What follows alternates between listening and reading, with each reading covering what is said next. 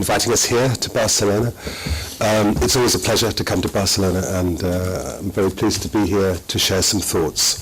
My name is Paul Speller. As Mark's described. I have, in a sense, two hats today. I'm partly employed by the Liberal Democrats, UK party number 3, as you may know, but I'm also part of the Westminster Foundation for Democracy as well, who also pay for me as well. What I'd like to do is talk more about Westminster Foundation for Democracy today rather than the Liberal Democrats. Maybe just a little bit of history about the organisation. It was set up in 1992, so next year we celebrate 20 years of Westminster Foundation for Democracy.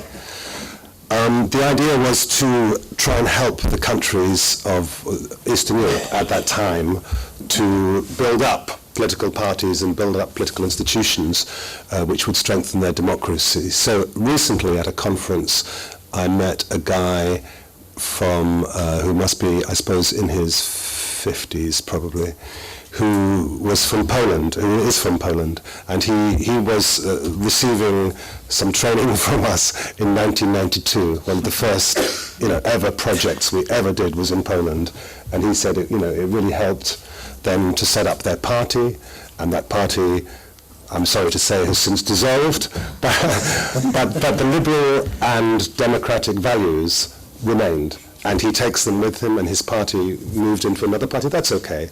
But anyway, I was very pleased to hear that. The areas these days where the Westminster Foundation work has expanded, it's still Eastern Europe, not members of the European Union, because we judge them to be sufficiently democratic. That's possibly an area for debate, but not today. So the countries we're engaged in are countries such as Macedonia, Serbia, Montenegro, Albania now. These countries which are in, let's say, in the waiting room for the EU. And our job there is to help them develop the parties that share our values, to try and help them develop, get stronger, and to be able to debate and use the liberal democratic values that we share in the debate to shape their democratic future. But we also nowadays work in Africa quite a lot.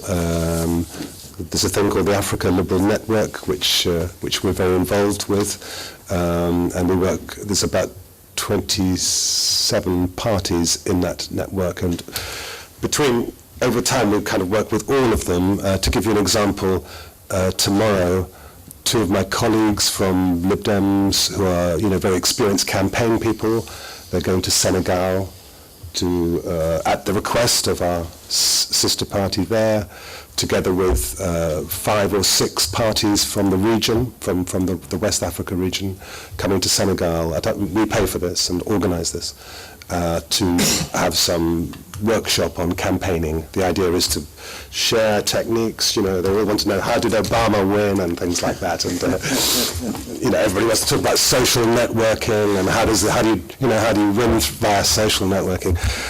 All of the issues like that, and so we've got 2 very experienced guys going out for, I think, 3 days, and that's a very typical activity that we do. We also work in the Middle East, of course, Middle East and North Africa. I have to say that up to about, 2 years ago, we were almost thinking of slowing down our program in the Middle East and North Africa because, the chances for democracy, quite honestly, looked rather small. Of course, we happily were proved wrong, and so we are very much involved in, Egypt, Tunisia, Libya, hopefully, shortly. I'll say some more in a minute about that. And we also do some aspects of the same sort of work in Asia as well, so places like Sri Lanka. Funding, I have to say something about funding because I'm sure everybody's interested. We've always been funded from the Ministry of Foreign Affairs, or Foreign Office as it's called in the UK. We've also get sort of ad hoc funding, so we apply for European Commission projects, for example, British Council projects. We do work with other institutes. We've worked with our Swedish colleagues, we've worked with Danish colleagues, and lots of other people as well. We're very happy to, our German colleagues as well, of course, very happy to cross-work with other institutions. We're just at the moment being sort of transferred, if you like, from the Ministry of Foreign Affairs in terms of funding to the Department for International Development.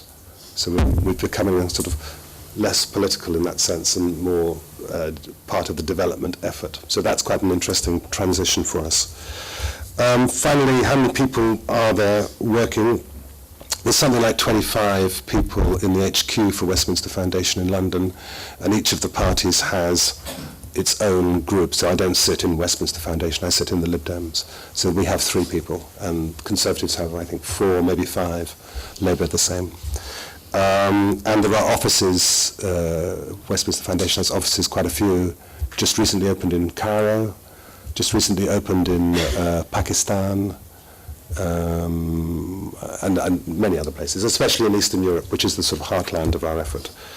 And just like Henrik, we have a board and an organizational structure and all the rest of it. It's rather similar, to be honest. I won't go through all of it, but we have a board, and 50% of the board is made up from members of parliament from all the parties, not I mean the 3 big ones, and all of the other parties as well. And then the other people on the board are rather similar to your arrangements, people from NGOs, people from youth councils, women's groups, and so on. So that's the balance that we have in the board, and we've had that ever since 1992. I hope that explains a little bit about the background. In the next few minutes, I hope to get into some of the issues that you've asked us to talk about obstacles and successes. As I say, we work in the areas that I've just talked about. I should mention that at least half of our work is party-to-party work, party development work. And the other half is cross-party work, where we work with the other parties, let's say, to strengthen parliament in Pakistan, for example. So, you know, in Pakistan we have a program which all 3 political parties in the UK work together to help them strengthen their systems of audit committee, that sort of thing, you know, the basics of parliamentary work to try and strengthen it. You could say exactly the same for what we do in Bangladesh, exactly the same. And both of them have parliaments, you know, modelled on the UK model, so it's useful for us to be able to go and talk to them when they're interested in how we work the system. I'm not saying we work the system perfectly, we don't, there's lots of problems, but we can share experience. But first of all, I'm going to talk a little bit more about the party-to-party work. So, like I just described about Senegal.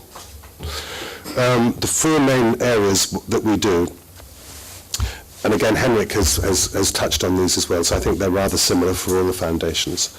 We do party building and organisation, so if you have a weak party or a new party, they might want some help in building their structures, building their youth movement, building their women's groups, etc.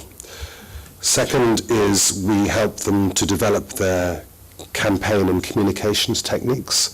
So like I just described for Senegal, you know, how best to get your message across, and we can offer expertise in that. Third area is message and policy development. So for example, with the LDP in Serbia, sister party in Serbia, they're quite sophisticated, but what they need is some help in developing their messages in a way that are intellectually coherent, but not, you know, academic. I mean, there's no good having an academic message, because in the end people have to vote for it, and they won't vote. You know, you have to be understandable and coherent, you know. That's what we try and help them. We don't tell them what their policies are, but we try and help them develop it into a sharper policy. We have policy gurus, let's say, in our party who can help with that. And the final area really is a traditional one, which is development of elected representatives. So again, if there are new MPs in a country with a parliament which is a bit similar to ours, we can do things like mentoring. So we try and connect our MPs up, it's especially useful, we've found, with young MPs. You know, young MPs share a similar outlook, and they're very happy to form networks. But also we can for example, through the African Liberal Network, we do a lot on trying to help African women get further in African politics. And that's about making their, for example, their presentations better, making their, their communications techniques better, making them project more, and making them more able to evolve within the parliamentary structure. It's exactly the same, actually, as we do with women's groups in our own party. It's no different. So at this moment, I would just stress that whatever you do with each party is different. There's no, you said it, one size does certainly not fit all. What you have to do is talk to parties about what they want. And, some parties are incredibly sophisticated. In fact, I think we should learn, they should give us, assistance. I'm thinking, for example, the Democratic Alliance in South Africa is an incredibly sophisticated party. I think it could teach us lots of things. But then again, there's other parties in Africa, for example, which are very, very small. And liberalism is a delicate flower in a place like Africa. Let me say a couple of words about why I think working with political parties is a good idea. Not everybody agrees that it's the right approach. I think the strength is that we can show from our own models that political parties are central to representative democracy and to the process of democratization. Parties connect society and the state. They aggregate and represent interests. They recruit political leaders. They disseminate political information. They socialize citizens into democratic politics. They manage conflicts of interest. And very importantly, in countries where there have been recently violent conflict, parties can offer a forum for social and political integration and a tool for building states. Such a system exists where the number of parties, the genuine parties, is neither too small nor too large, and it can offer meaningful choices to the electorate. The relations amongst the parties display a responsible attitude towards the practice of political competition, and parties connect with society. The presence of an institutionalized party system means that society can hold elected politicians to account for their performance in office and their role as the people's representatives. The public standing of the political parties and of politicians themselves benefits when the parties and party system are in good health. Strategies to establish and consolidate democracy that ignore the central role of parties will not be successful, no matter how much attention they pay to other vital matters such as building civil society and the institutions of good governance. They're vital too, but I'm arguing that you have to have functioning democratic political parties for democracy. Support for political party development is an established part of democracy promotion, particularly in Central and Eastern European countries, where the liberal democratic model of EU governance standards is widely accepted.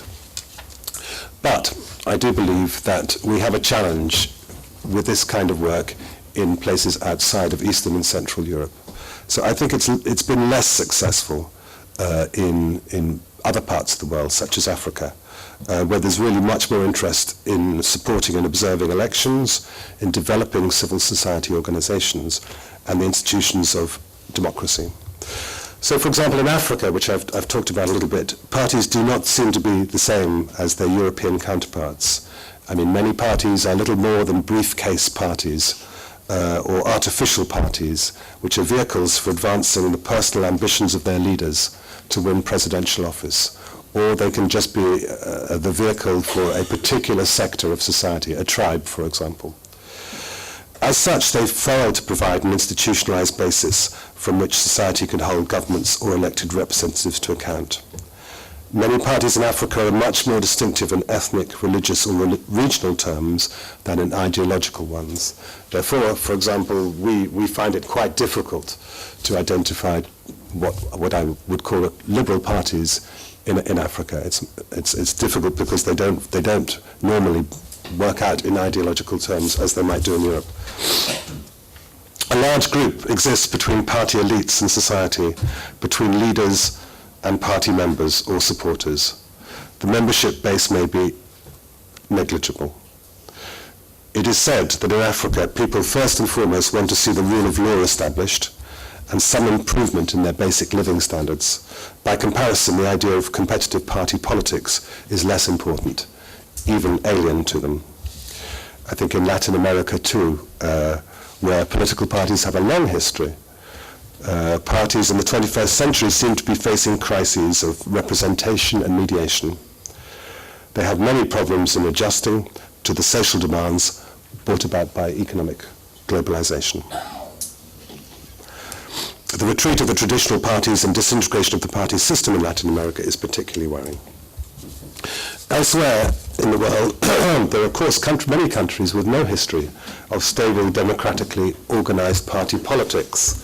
In Afghanistan and Iraq, for example, the challenge there is huge for foundations such as ours. However, organizational shortcomings such as non-transparent political funding, the underrepresentation of women, a lack of internal party democracy and weak capacity can be found almost anywhere. They're not exclusive to the emerging democracies in the developing world, but they can be fatal to the creation of sustainable democracy.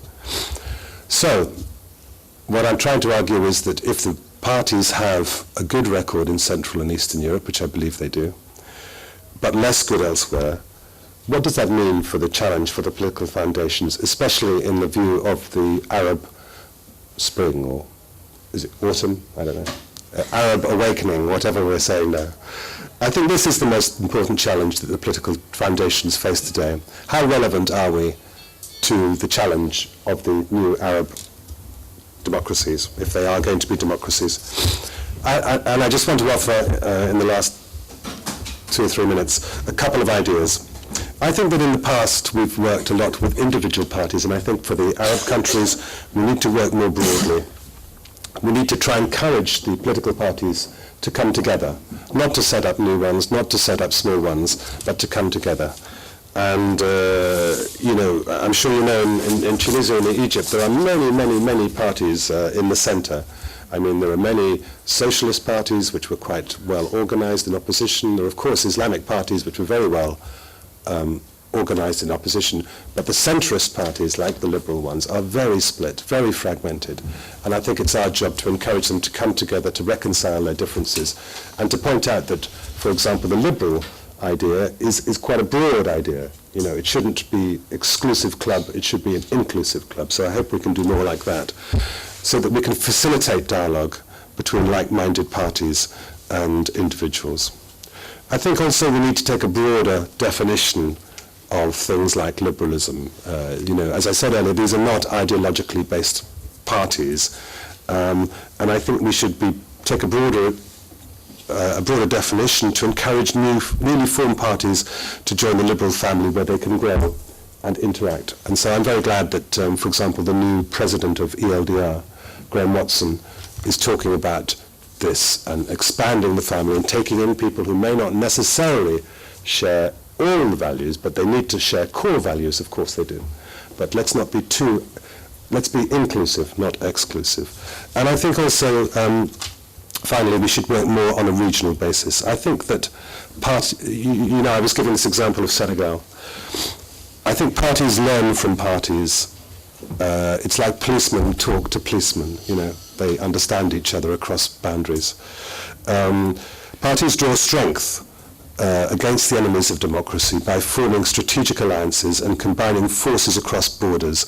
I think there's considerable scope for bringing parties together from time to time on a sub-regional or a cross-regional basis, or in larger pan-continental forums to share concerns. And that's why I think memberships of international federations of like-minded parties is especially important.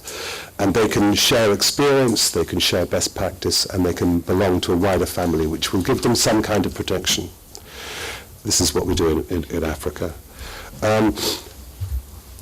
Finally, I think political foundations also need to understand our larger context. There's a danger of working in isolation in our world. We need to understand that party work must take account of relationships with other major components of the political system, including civil society, the media, and the legislature. We must bring parties and parliaments into policy deliberations with donors on strategies for pro-poor development, and this offers an opportunity to bring democracy and development agencies together. So I don't think the political foundations should just exist on their own. They need to have dialogues with all the other actors too. And this will help parties analyse better. So, to conclude, there is still a vital role for the political foundations to play in promoting democracy, I believe, but we need to adapt to the new challenge of the Arab Spring and to work together more than in the past in order to meet the new challenges. And that's why I think this seminar is so timely. Thank you very much again for inviting me to speak, and thank you for listening.